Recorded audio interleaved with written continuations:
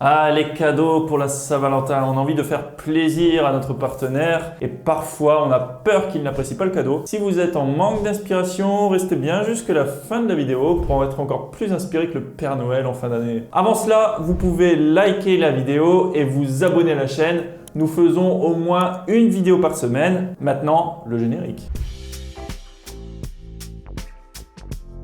Coucou mes louloutes, c'est Louis Grimbert et bienvenue dans un nouvel épisode de Sauver le couple, le meilleur endroit pour apprendre à régler vos difficultés relationnelles rapidement afin de vous réveiller de nouveau heureux en couple.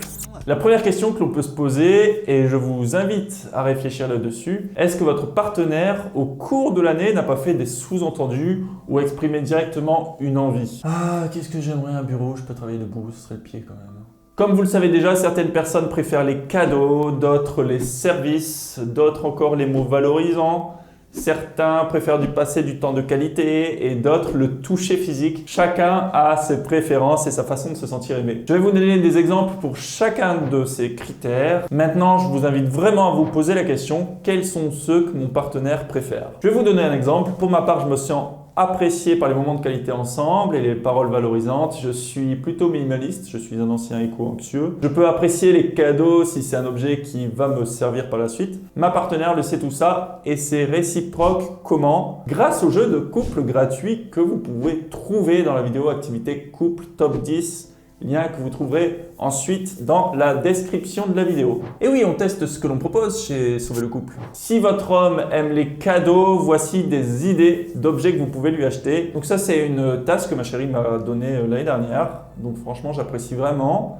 C'est un cadeau personnalisé, donc vous envoyez votre photo ou la photo de votre partenaire plutôt, et puis vous avez un beau cadeau personnalisé. Donc ça peut être une tasse, ça peut être des coussins, ça peut être des cadres, vous avez plein d'objets. L'application c'est Freeprints et je vous invite vraiment à y jeter un coup d'œil. Comme jeu de société, il y a Cash of Couples, donc c'est un jeu que moi et mon partenaire on aime vraiment beaucoup. L'idée c'est de poser des questions et l'autre doit deviner la réponse. Je vais vous donner un exemple. Quand je dois renouveler ma garde-robe, A, la flemme, je conserve mes vieilles fringues. B, je commande sur internet en vente privée. C, je passe toute une journée au centre commercial. Et D, je file chez mon tailleur. Rien ne vaut le sur-mesure. Je précise par la même occasion qu'il n'y a pas de partenariat ni de lien affilié. Autre cadeau, ça peut être un sextoy. C'est après tout une fête pour les amoureux. C'est aussi une bonne occasion de vous faire plaisir à vous aussi également. Il aime un sport, pourquoi pas lui offrir une tenue ou un maillot de son équipe favorite. Une montre, un bracelet avec son prénom inscrit dessus. Est-ce que votre partenaire a une passion? Qu'est-ce qu'il a tendance à faire de ses journées? S'il aime le poker, par exemple, il a sûrement déjà un jeu de poker. Maintenant, ne serait-il pas possible de lui acheter un livre ou un autre objet lié à sa passion? Quels sont ses objectifs de vie? S'il souhaite faire un tour du monde en stop, vous pourriez lui acheter un livre d'une personne qui a déjà accompli ce périple. Si vous ne connaissez vraiment pas ses objectifs de vie, je vous réinvite après la vidéo à télécharger le jeu en bonus de la vidéo Activité Couple Top 10, mes louloutes. Un jeu de société, il y en a plein et pour tous les goûts.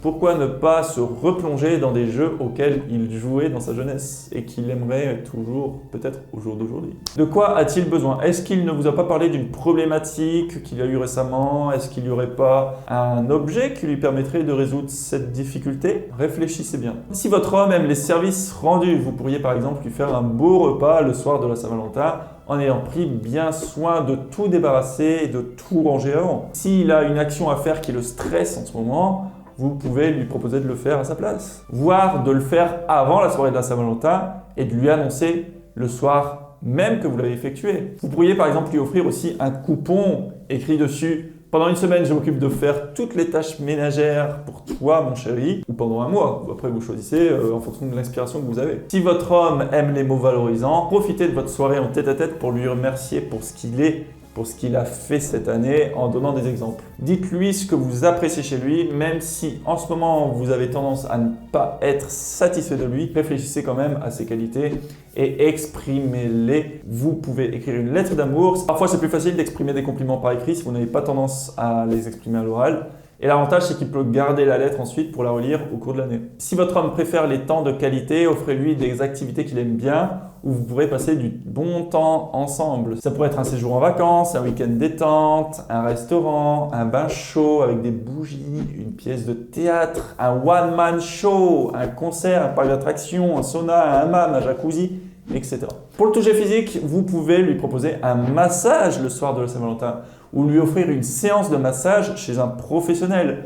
Prévoyez un contexte propice aux ébats sexuels en mettant une musique romantique et douce, des bougies parfumées ou de la lumière tamisée. Prenez un bain ou une douche ensemble. Si vous faites l'amour, ayez des gestes différents, des positions différentes de d'habitude. Et surtout, prenez du plaisir, mesdames. C'est une soirée pour vous deux. Vous pouvez faire un mélange en fonction de comment votre partenaire se sent aimé.